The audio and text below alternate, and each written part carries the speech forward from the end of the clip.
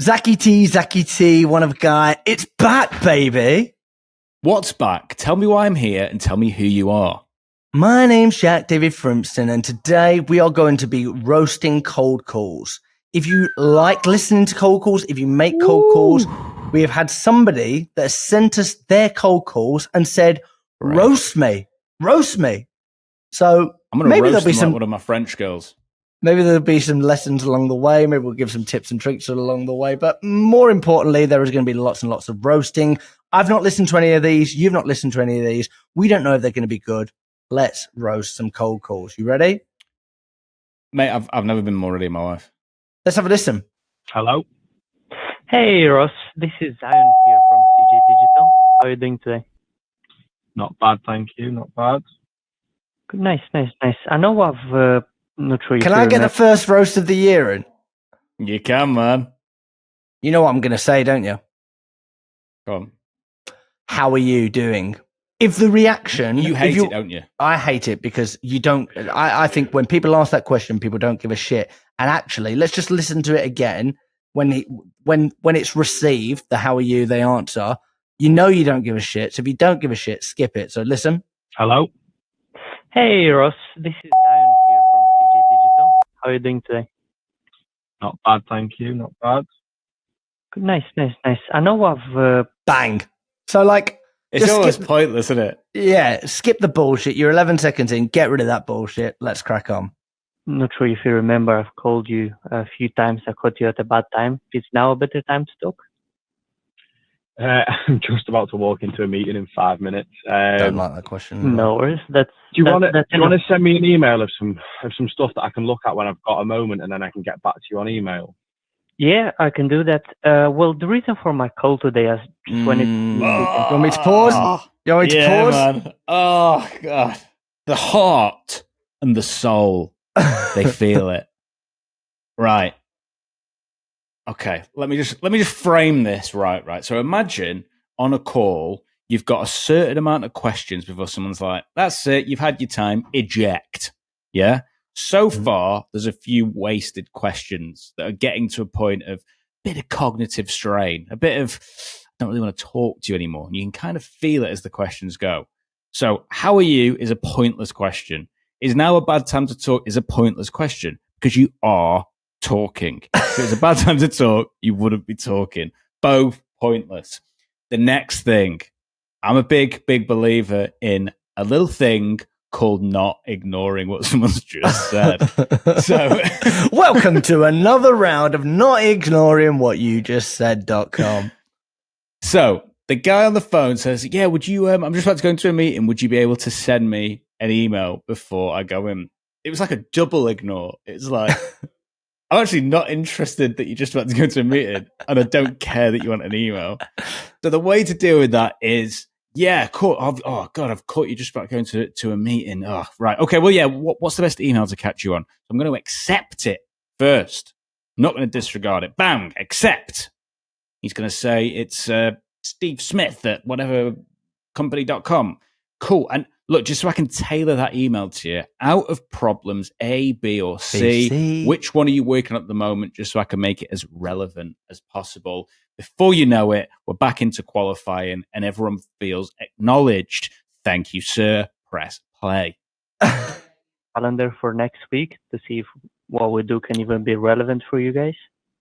Yeah, I'd love if you could send me some information on an email, because that would save me messing you around and either taking your time or not.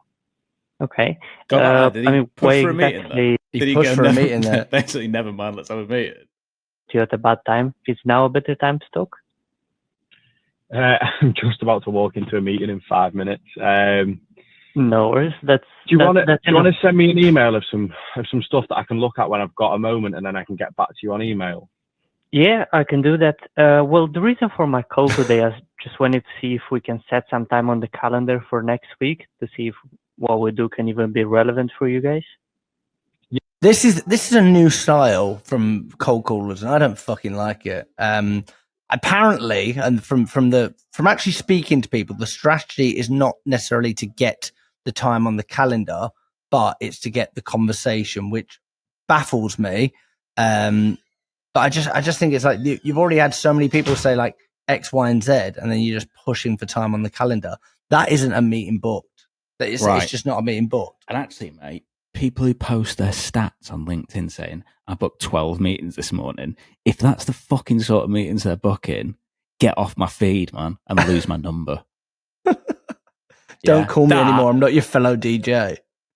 But the danger of that is just so like, oh my God, can't even explain to people how like, just think, mate, right? If I was like, yeah, I really care about your feelings.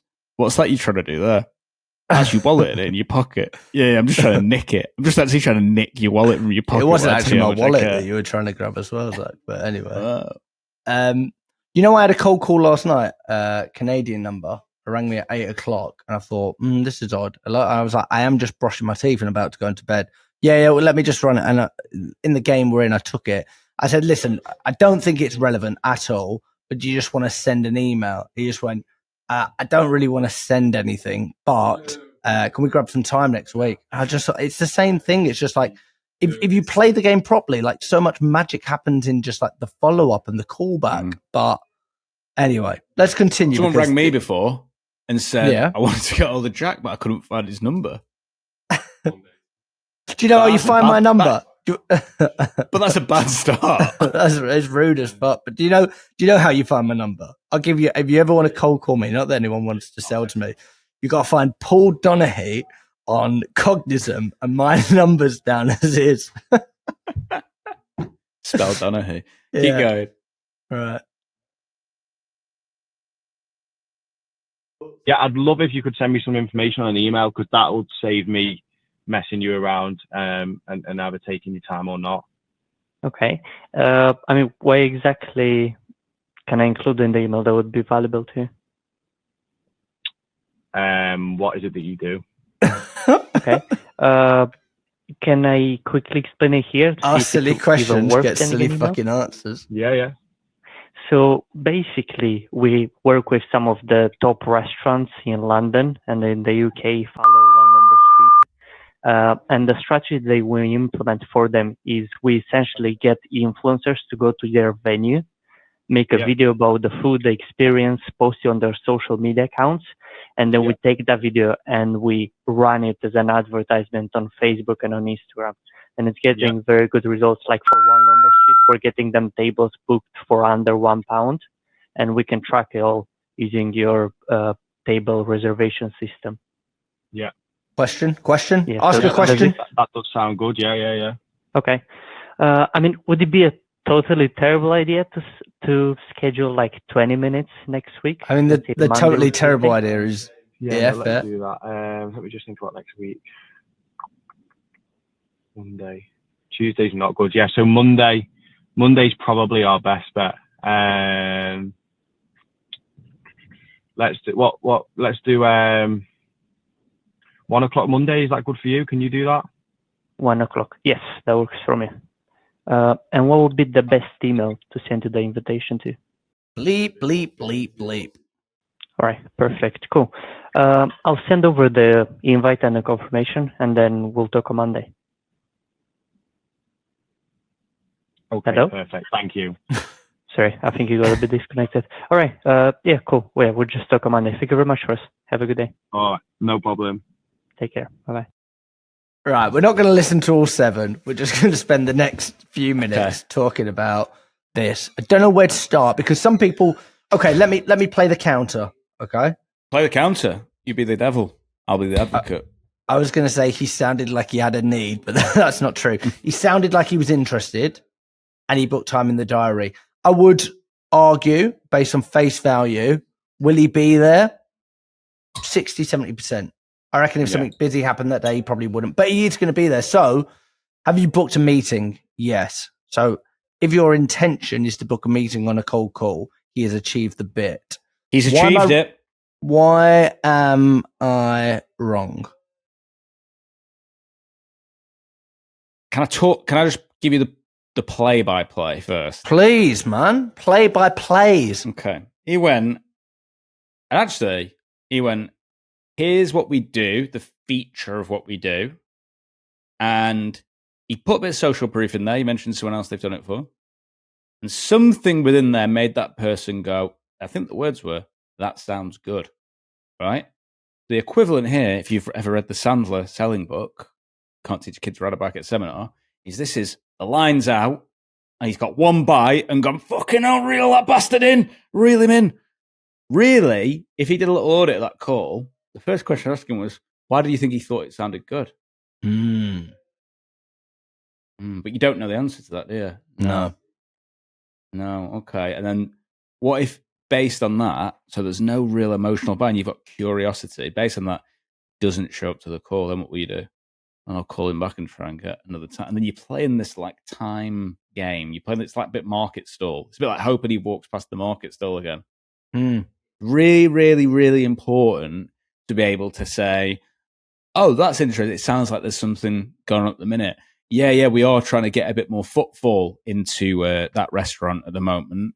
Oh, that's interesting. Have you looked at this sort of thing before? What you've been trying to do? So, oh, yeah, we've looked at okay. And you mentioned footfall's the big thing at the minute. Why is that so important? And suddenly we're starting to get this picture of everything that's going on.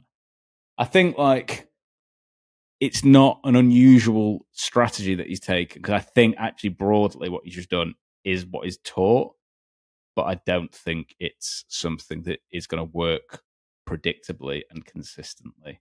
So he's a brave man for sending his calls in there.